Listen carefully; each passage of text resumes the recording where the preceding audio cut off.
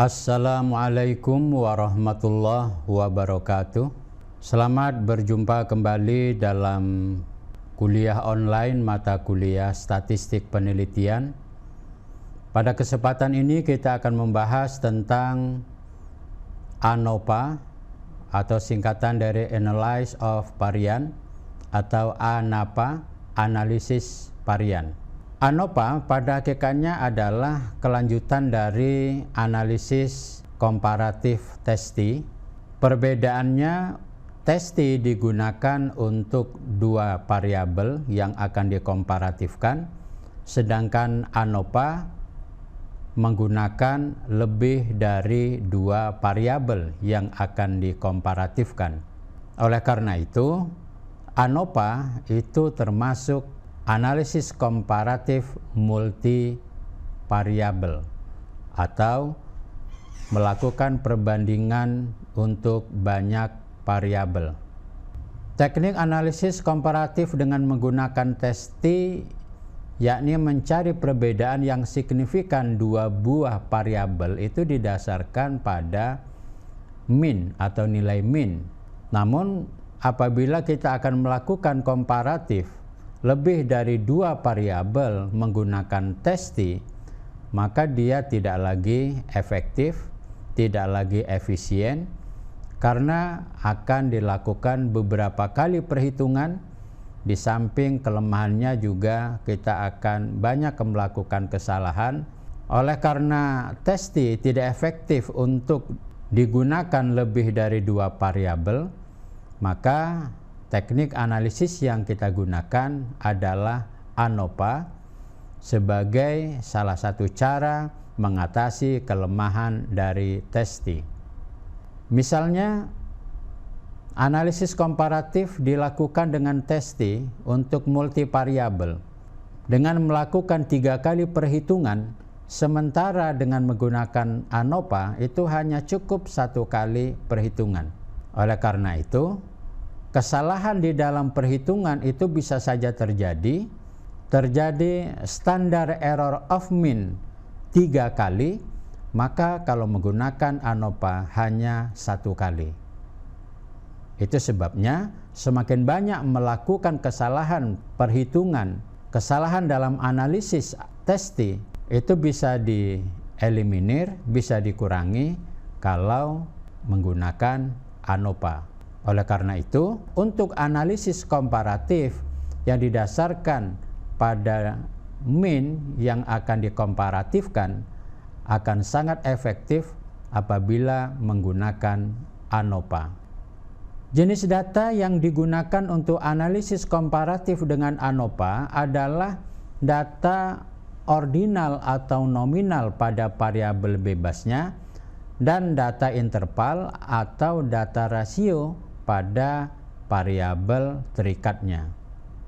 Oleh karena itu, apabila variabel bebasnya atau variabel X-nya masih dalam bentuk data rasio dan data interval, maka diubah dulu menjadi data ordinal. Sehingga nanti yang akan dibandingkan adalah antar kategori atau antar kelompok yang akan dianalisis. Syarat menggunakan analisis varian harus terpenuhi beberapa asumsi dasar agar kesimpulan yang diambil tidak menimbulkan kesalahan atau kurang akurat.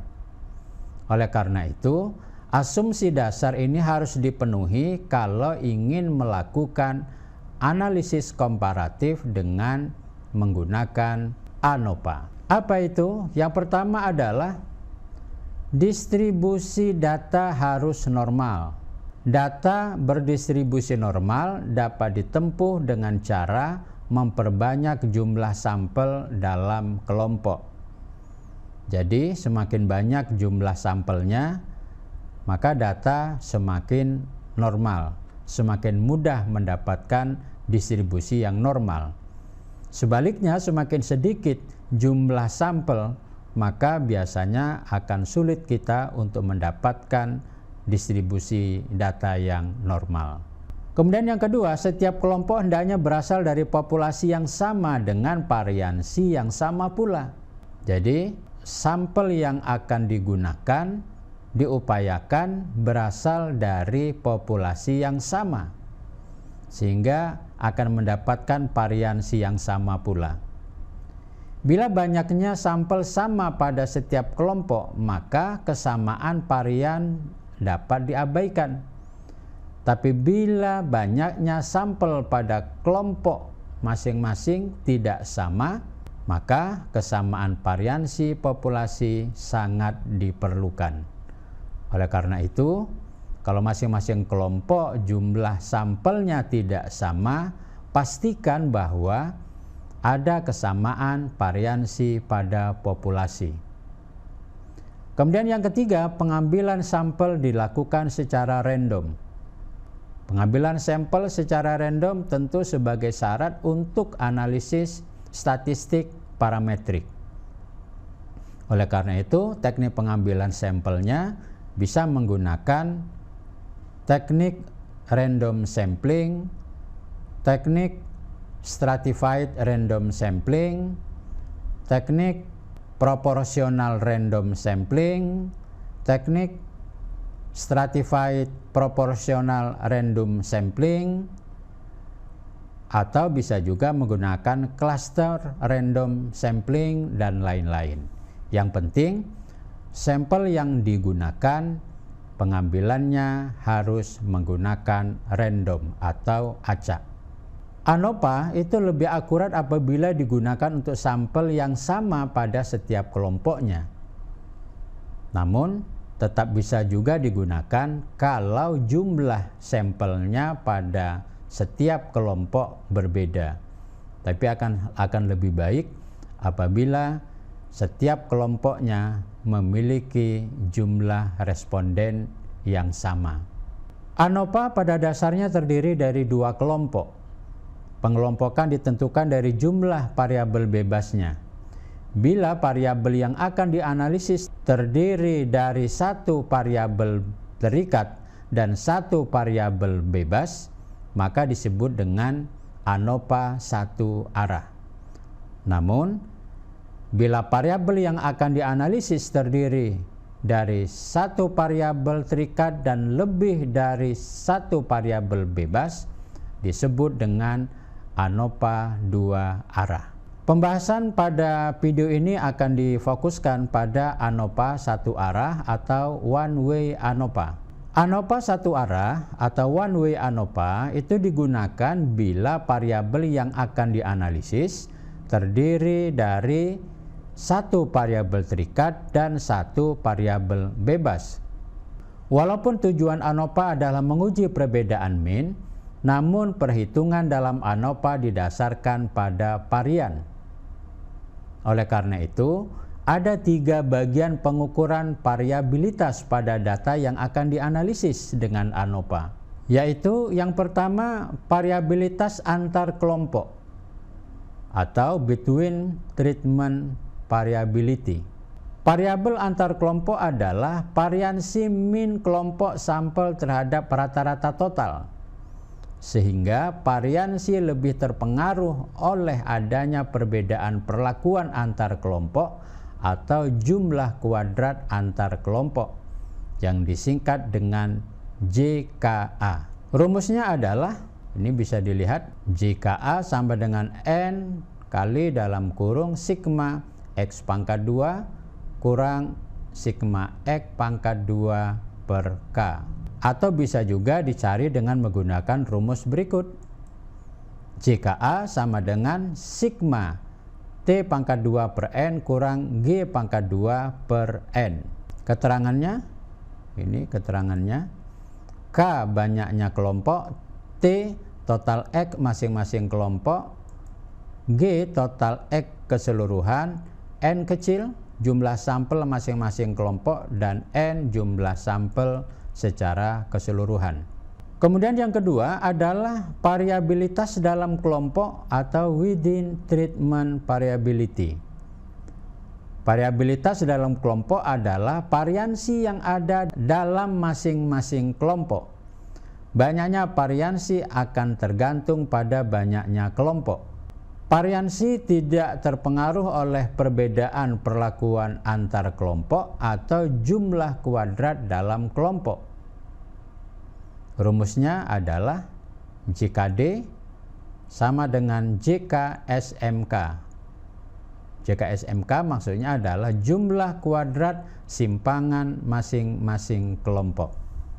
Kemudian yang ketiga adalah menghitung jumlah kuadrat penyimpangan total atau total sum of squares.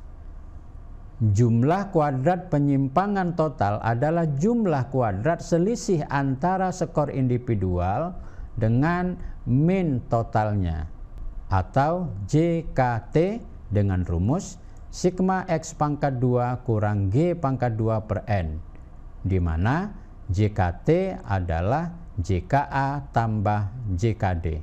Untuk lebih jelasnya akan kita implementasikan dalam contoh kasus berikut ini.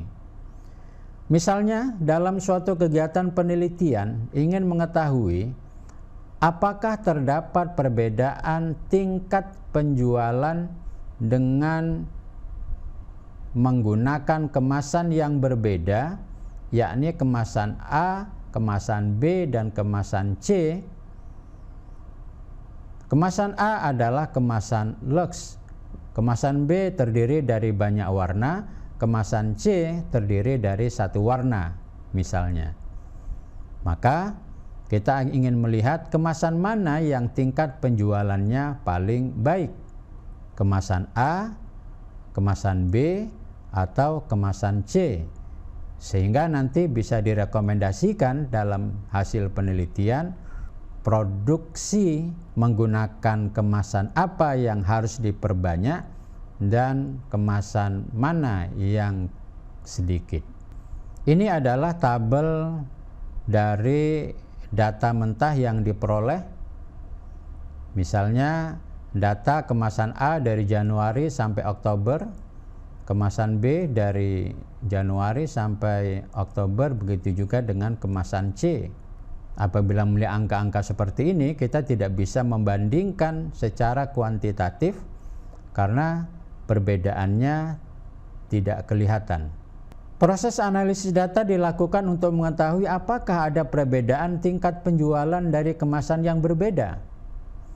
Analisis yang digunakan adalah analisis ANOVA satu arah karena hanya ada satu variabel bebas, yaitu variabel kemasan. Ada 3 kemasan, kemudian variabel terikatnya adalah tingkat penjualan. Proses analisis dapat dilakukan dengan langkah-langkah berikut. Pertama adalah menghitung jumlah kuadrat. Menghitung jumlah kuadrat. Yang pertama, siapkan dulu tabel perhitungan seperti ini. Ini adalah XA, kemasan A, kemasan B, kemasan C. Kemudian dikuadratkan seperti ini. Maka 55 dikuadratkan dapat ini. 65 dikuadratkan dapat ini B, kemudian kemasan C dikuadratkan dapat XC pangkat 2. Lalu dijumlahkan sehingga diperoleh ini sigma XA sampai sigma XC sampai sigma XC pangkat 2. Maka dari tabel kita rangkum seperti ini, kemudian dihitung G-nya adalah 1540. Ini diperoleh dari TA ini tambah TB ini, kemudian ditambah dengan 360. Jadi 510 tambah 660 ditambah 370. Kemudian sigma X pangkat 2 adalah 84.300. Ini diperoleh dari sigma XA pangkat 2 ditambah sigma XB pangkat 2 ditambah sigma XC pangkat 2. Maka ini ditambah ini dapatlah hasilnya 84.300. JKT diperoleh dari sigma X pangkat 2 dikurang G pangkat 2 per N, maka dapatlah 84.300 dikurang 1540 pangkat 2 per 30. Sehingga diperoleh JKT sama dengan 5.246,667.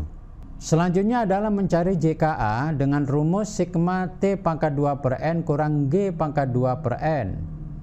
Masukkan angka-angkanya, maka dapatlah JKA-nya 4.206,667. Lalu JKD-nya tinggal mengurangkan JKT-nya ini 5.246,667 dikurangi 4.206,667. Hasilnya JKD-nya adalah 1040. Langkah selanjutnya adalah mencari derajat kebebasan degrees of freedom sesuai dengan variabilitas yang ada. Dengan demikian ada 3 bentuk DK, yaitu DK untuk JKT, rumusnya adalah DK JKT sama dengan N kurang 1. Pada contoh di atas, DK untuk JKT adalah 30 kurang 1 sama dengan 29. Yang kedua, DK untuk JKD, rumusnya adalah sigma N kecil kurang 1, yaitu jumlah dari DK masing-masing jumlah kuadrat per kelompok. Dengan demikian, maka DK untuk JKD adalah N kurang 1 sama dengan 10 kurang 1 kelompok pertama, 10 kurang 1 kelompok kedua, 10 kurang 1 kelompok ketiga. Hasilnya adalah 27. Atau bisa juga dengan menggunakan rumus DK JKD sama dengan N kurang K sama dengan 30 kurang 3, hasilnya 27.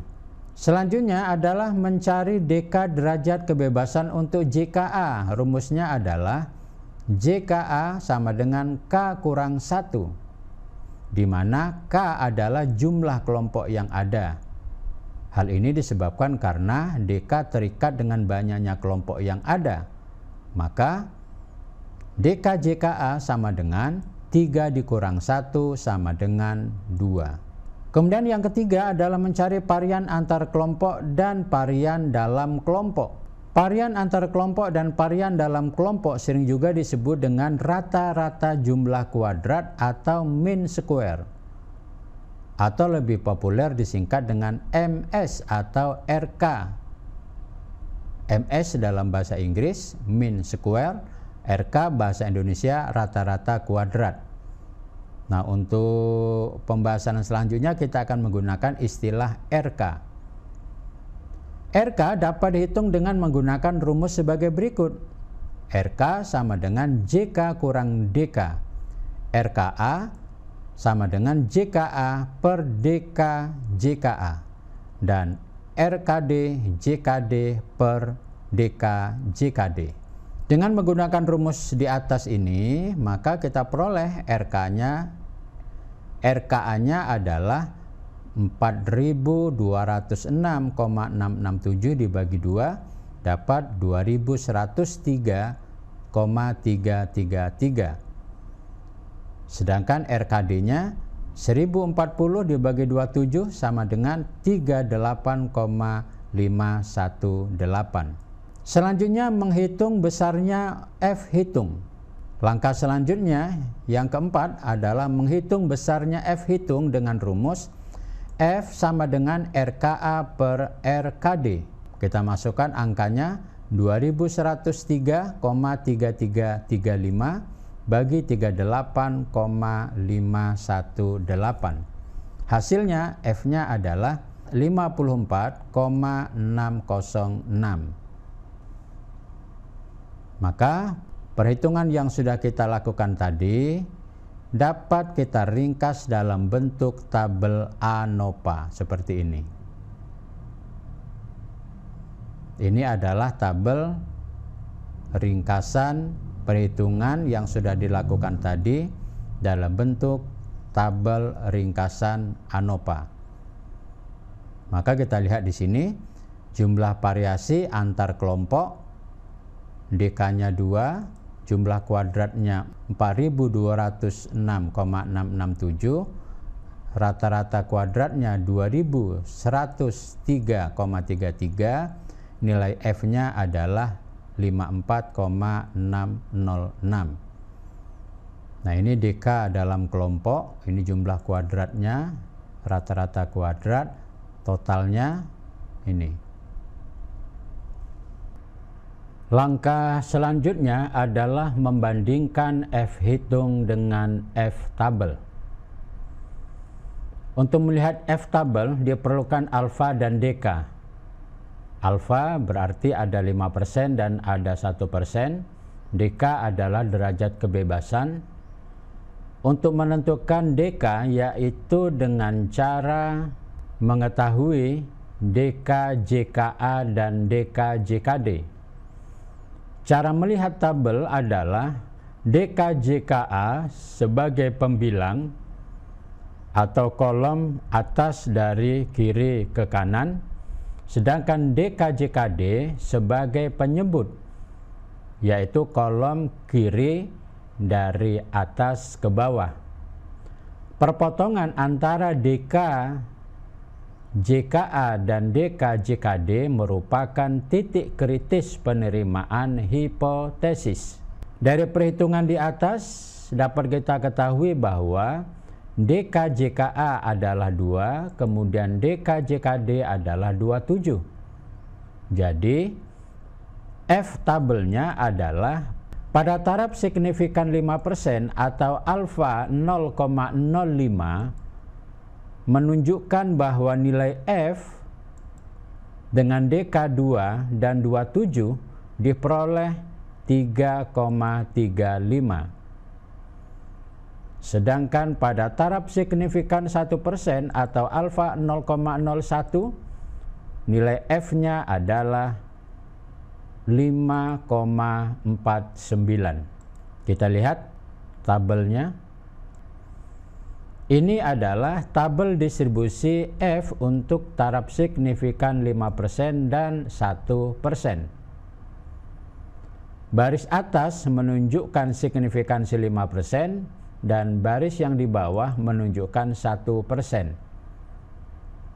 Jadi ini baris di atas 5%, yang di bawah 1%.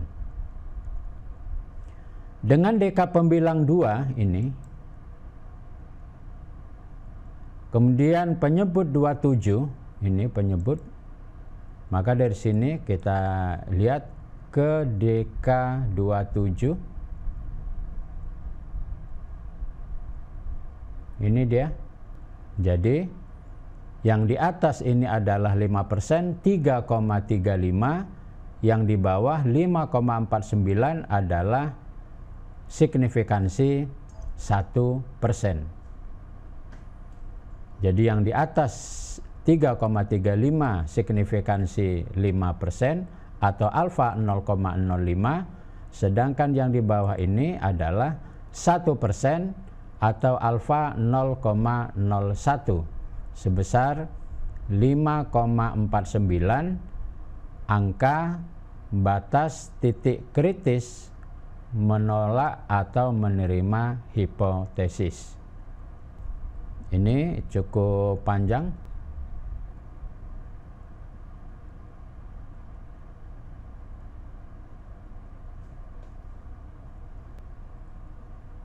Maka dari tabel tadi kita lihat F 2,27 adalah 3,35 dan F 2,27 adalah 5,49. Untuk menentukan H0 atau HA yang diterima, ketentuan yang harus diikuti adalah bila F hitung sama dan atau lebih kecil dari F tabel, maka H0 diterima, berarti HA ditolak.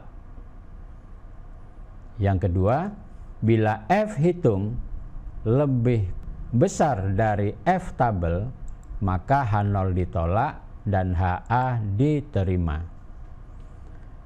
Dengan demikian, F hitung sebesar 54,606 jauh lebih besar dibandingkan dengan F tabel baik pada taraf signifikan 1%, 5,49 maupun 5%, 3,35, yang berarti H0 atau hipotesis nihil ditolak dan HA diterima.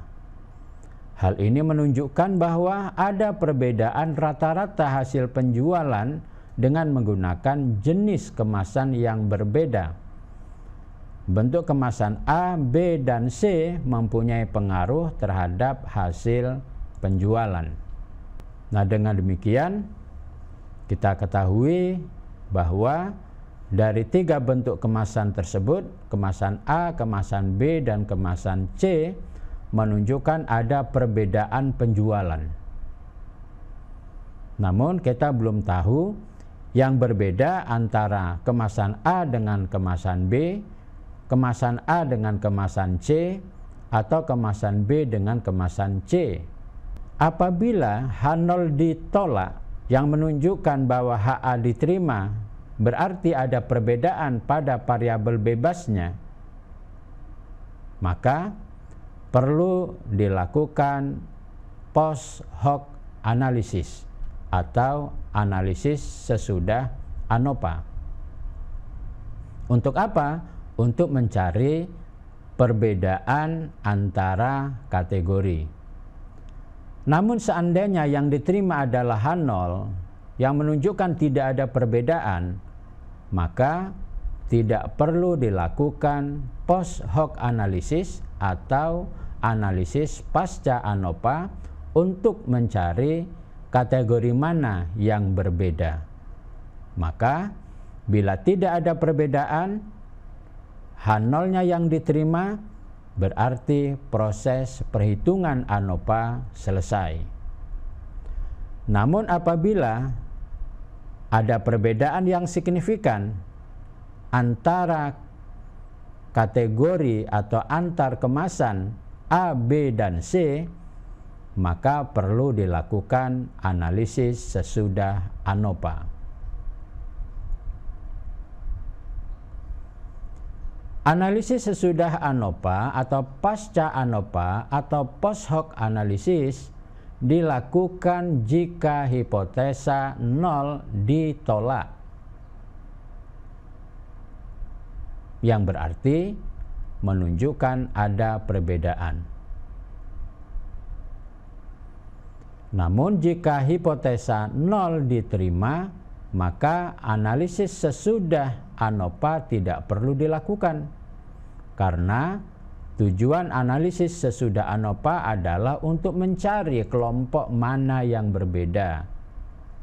Hal ini ditunjukkan oleh nilai F hitung yang menunjukkan adanya perbedaan karena lebih besar dari F tabel.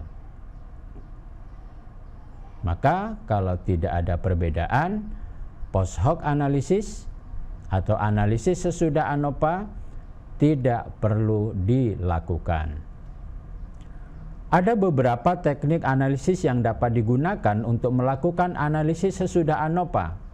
Misalnya Takis, HSD, Ben-Ferroni, Sida, Skevi, Danchen, dan lain-lain. Yang populer dan sering digunakan biasanya adalah Takis. Kita akan menggunakan analisis sesudah ANOVA dalam kasus di atas adalah menggunakan Taki. Proses perhitungannya untuk melakukan post hoc analisis dengan Taki adalah sebagai berikut. Pertama, menghitung nilai Taki dengan rumus HSD sama dengan Q akar RKD per N, di mana N banyaknya sampel per kelompok, Q adalah nilai dari The Student Rank Statistic, nanti bisa dilihat pada tabel 7. K banyaknya kelompok, D N dikurang K. Maka dari kasus di atas tadi, HSD-nya adalah ini 3,49 akar 38,518 per 3, maka diperolehlah HSD-nya 12,505. Ada beberapa hal yang mesti kita ketahui terkait dengan nilai Q. Q diperoleh dengan melihat tabel student rank statistik, kolom untuk K perlakuan, baris untuk menentukan DK atau DF, di mana DF sama dengan N dikurang K. Jadi K-nya adalah 3, DF-nya 30 dikurang 3 sama dengan 27. Karena tidak ada DF 27, maka digunakan yang mendekati DF 27, yaitu DF 30. Setelah melihat tabel student rank statistik, diperolehlah Q sama dengan 3,49. Kita lihat tabel. Ini adalah tabel student rank statistik atau nilai Q. Baris pertama menunjukkan 5%, baris kedua 1%. Maka kita lihat di sini DF 27 tidak kita temukan, maka kita menggunakan yang mendekati adalah 30. Dengan DF 30 dan signifikansi atau alfa 5% adalah 3,49. Sedangkan kalau menggunakan angka 1% atau 0,01 diperoleh 4,45. Maka dengan demikian kita akan menggunakan alfa 5%, yaitu 3,49. Kemudian yang kedua, mencari perbedaan rata-rata antar kelompok. Menghitung rata-rata masing-masing kelompok. Seperti ini. Ini adalah nilai rata-rata X 510 dibagi 10 dapat 51, 660 bagi 10 dapat 66. Kemudian XC-nya 370 bagi 10 dapat 37. Selanjutnya berdasarkan rata-rata masing-masing kelompok tersebut dibuat tabel perbedaan rata-rata antar kelompok. Selisih antara XA dengan XB adalah 15. XA 51 dengan 66 selisihnya adalah 15. XA dengan XC selisihnya adalah 14. 51 dikurangi 37 hasilnya 14. Kemudian XB dengan XC, XB dengan XC berarti 66 dikurangi 37 hasilnya adalah 29. Ini penjelasan tabelnya. Jadi angka 15 ini diperoleh dari 65 dikurang 51. Hasilnya 15. 14 diperoleh dari 51 dikurangi 37. Lalu 29 diperoleh dari 66 dikurangi 37. Selanjutnya membandingkan perbedaan rata-rata antar kelompok dengan nilai HSD-nya. Bila perbedaan rata-rata lebih besar dari nilai HSD berarti ada perbedaan yang signifikan. Tapi bila lebih kecil dari nilai HSD-nya berarti tidak ada perbedaan yang signifikan. Maka kita lihat di sini XA dengan XB 15, nilai HSD-nya 12,505 berarti lebih besar. Kalau lebih besar berarti ada perbedaan. Jadi XA tidak sama dengan XB yang berarti ada perbedaan. Kemudian kemasan A atau XA dengan XC 14 selisihnya menunjukkan juga lebih besar dari nilai HSD, berarti tidak sama. Oleh karena itu, penjualan kemasan A tidak sama dengan penjualan kemasan C, berarti ada perbedaan.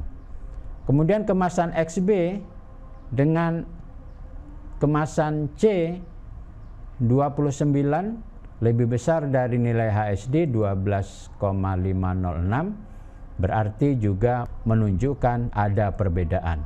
Oleh karena itu, ada perbedaan tingkat penjualan antara kemasan A dengan kemasan B, kemasan A dengan kemasan C, dan kemasan B dengan kemasan C.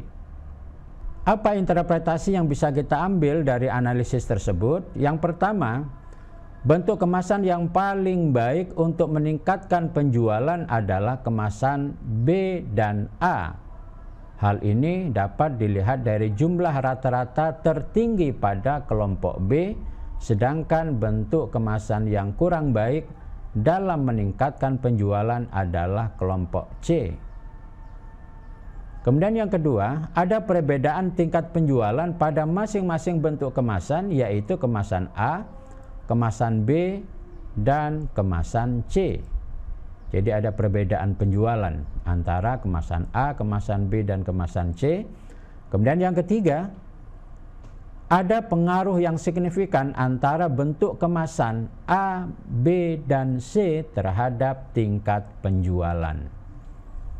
Oleh karena itu, rekomendasi hasil penelitian kita adalah sesuai dengan interpretasi pada poin 1, kita bisa melihat nilai rata-rata dari 3 bentuk kemasan ini menunjukkan bahwa kemasan B paling tinggi yaitu 66.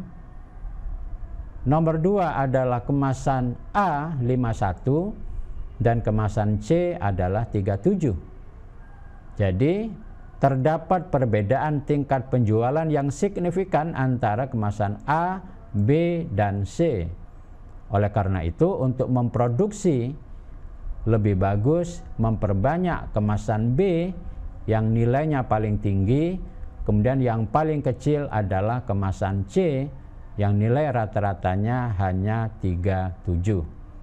Demikianlah pembahasan kita pada hari ini tentang ANOPA satu arah, di mana analisis ini digunakan untuk analisis komparatif satu variabel bebas yang terdiri dari beberapa kategori, boleh 2 kategori, 3 kategori, atau 4 kategori atau lebih, untuk dibandingkan antar kategori mana yang lebih baik dan mana yang kurang baik, di mana yang dibandingkan adalah variabel terikatnya atau variabel Y.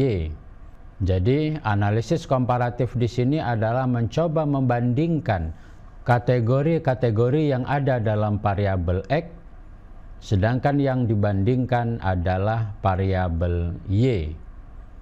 Jadi membandingkan beberapa kategori dalam satu variabel X dan yang dibandingkan adalah variabel Y atau variabel terikat.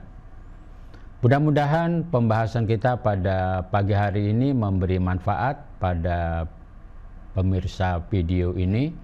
Mudah-mudahan membantu kegiatan penelitian yang saudara buat, baik dalam membuat skripsi atau tugas akhir, tesis maupun disertasi. Sampai jumpa pada materi ANOPA 2 arah yang akan membahas tentang perbandingan variabel Y dari beberapa variabel X, di mana setiap variabel X-nya terdiri lebih dari 1 kategori. Terima kasih atas perhatiannya. Lebih dan kurang mohon maaf. Assalamualaikum warahmatullahi wabarakatuh.